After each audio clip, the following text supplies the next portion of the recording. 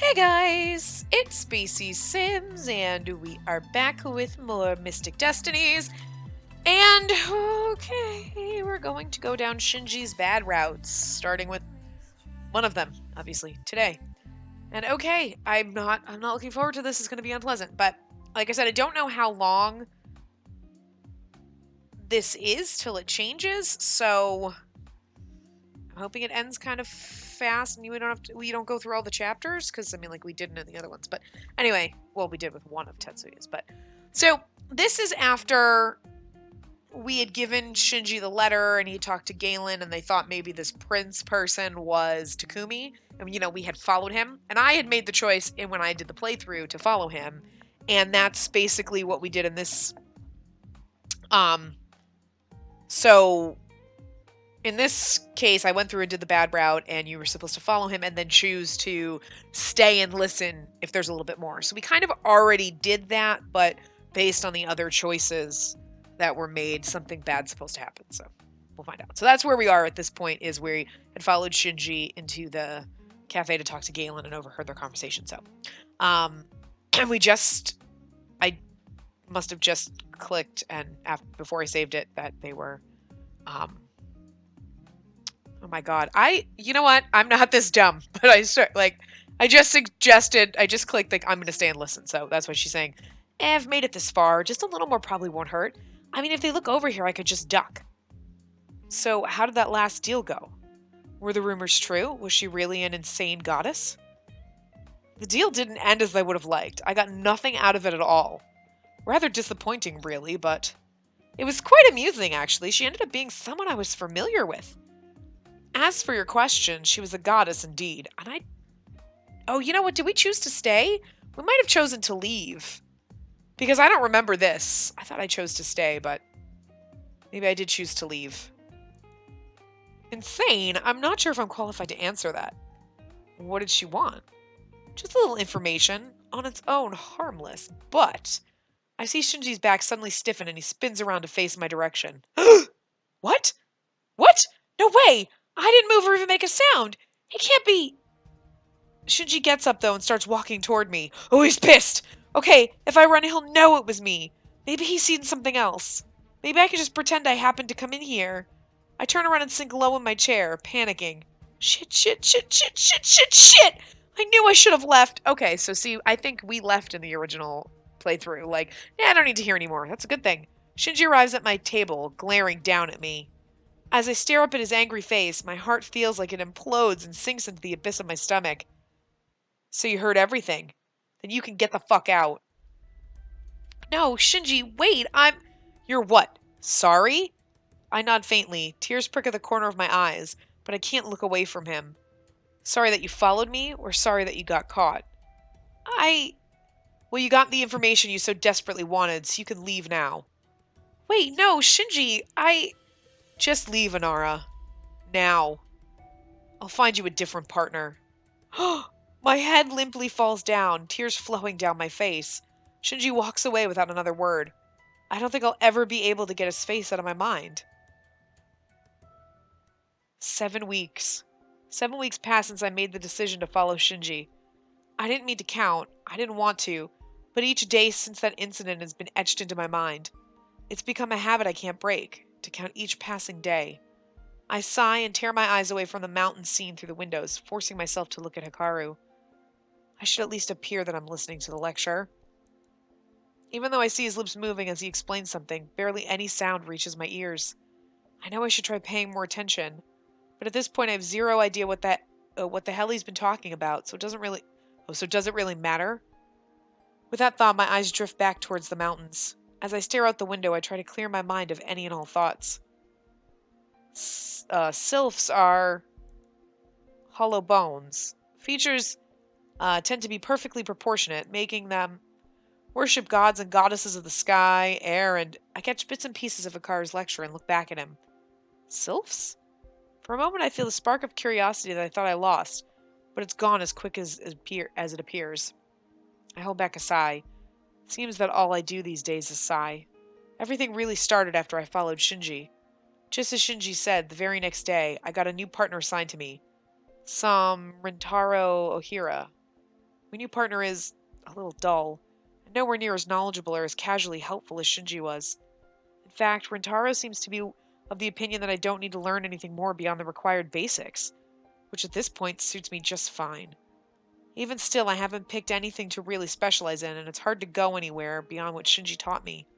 It's not for lack of ability or potential on my part. More than anything, it's just a complete lack of motivation. There's at least the fact that despite everything, I've gotten to an advanced level of most of the basic elements. I know that's good, that given the amount of time I've learned everything and it's amazing how advanced I am, but every day I can see my professors looking at me in quiet disappointment, that despite how quick I learned everything at the start, I'm now stagnant. The way they all look at me, it would have probably bothered me before, but now, meh, whatever. I don't bother to stop myself from sighing this time. My eyes scan the classroom with some faint hope that I might at least see him. But unsurprisingly, he's nowhere to be seen. The few times I have seen Shinji around campus, even when he did look my way, it felt like he looked right through me. To be ignored so completely, it hurt, but I can't say that it's undeserved. What was I even thinking? If someone followed me like that, someone I thought I could trust, of course his reaction to finding me was normal. Yet another sigh escapes my lips. The thing is like, if someone follows you, you thought you trusted them, you get mad at them, and like, but like, if that's the only thing that they've done, you kind of would get over it. Like, if they've done a bunch of fucking untrustful shit, but like, I don't know why.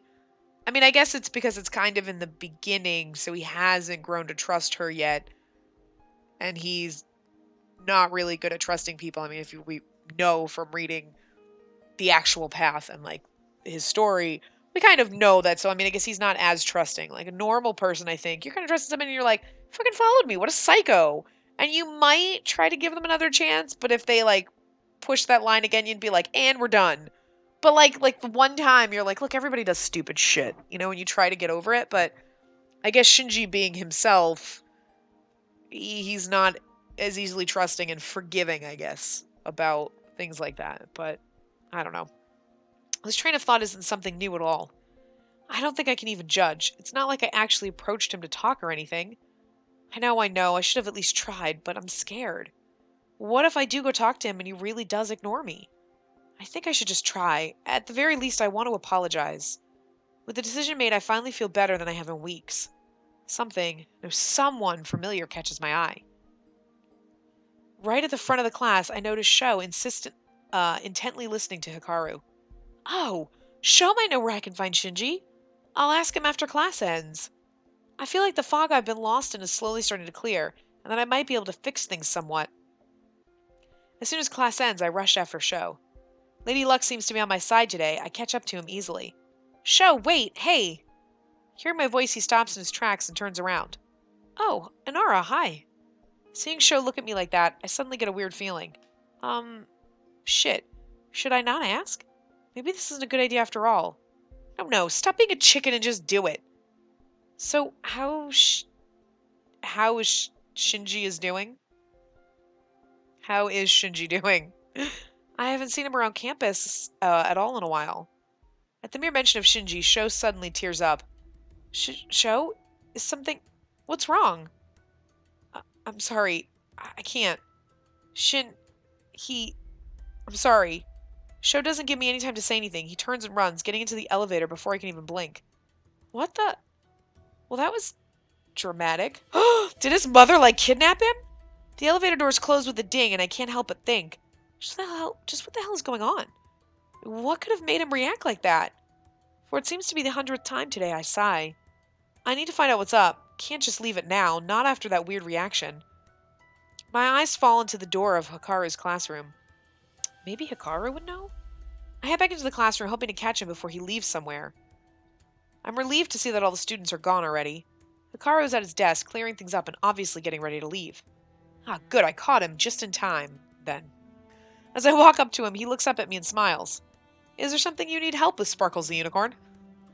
Yes, actually. Do you know how Shinji is? I haven't seen him around in a long time. It's not good to skip so many classes, after all. And I just asked Sho where Shinji is, and he looked just about ready to burst out sobbing. He just ran off on me. All he managed to say is sorry and that he can't. I breathe in deeply, somehow managing to say everything in one go.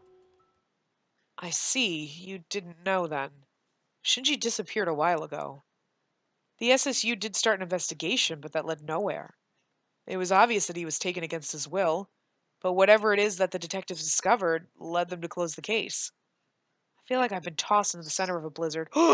His mom kidnapped him! Cillian kidnapped him! They kidnapped him! But she doesn't. Oh, that's right. At this point, we don't know that Shinji is the prince. We haven't figured it out, so she wouldn't even know. I need to go to Avalon. What? But why? Did they say why they closed it? Hikaru shakes his head. I'm sorry, Inara, but that's apparently confidential, so I don't know. Somehow I manage to nod, but my whole body feels strange. I walk out of the classroom on autopilot, only one thought playing in my head like a broken record. He's gone. He's gone. I can't believe he's gone. I can't either. I watch the clouds gently float by in the evening sky and take another sip of my wine. How long has it been? Oh, huh. I guess 75 years. I manage a bitter laugh. Time flies, I guess. Oh, that's true, because she wouldn't age because she's immortal. Because I was like, well, she doesn't look like she's like friggin' 95.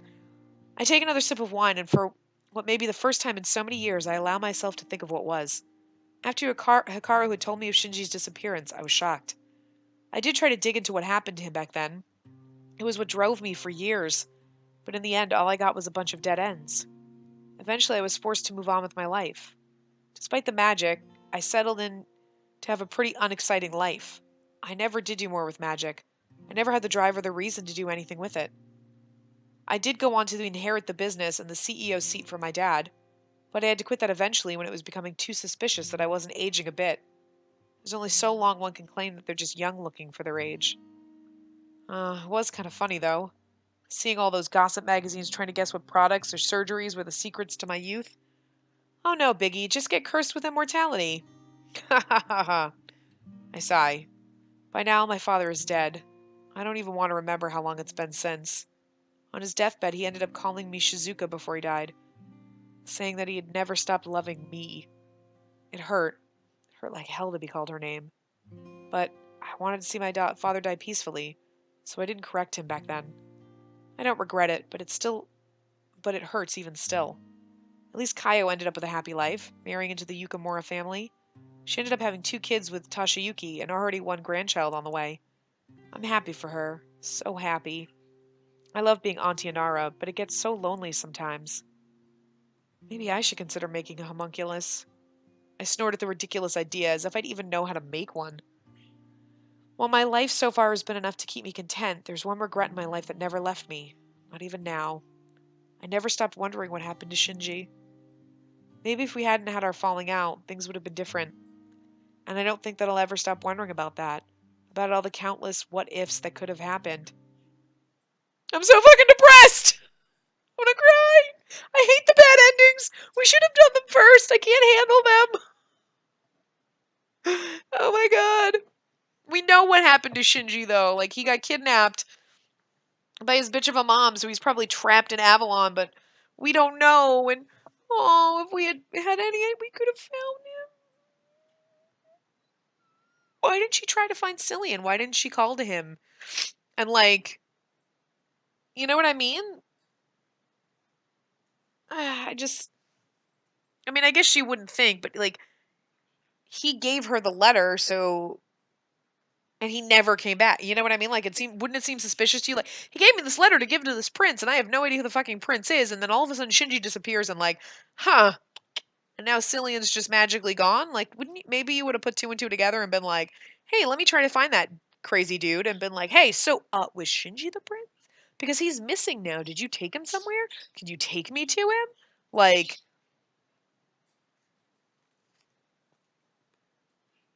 or did his father kidnap him? You know what I mean? Because, like, maybe his father took him to keep him safe. Who knows? But chances are he's most likely in Avalon, so. I mean, I don't know. But anyway, so that was Bad Path number 1. I know these parts are kind of short, but, you know, that's just the way it goes, so. Anyway, I will wrap this part up here, and when we come back in the next part, we will get to Bad Path number 2. So yeah, I will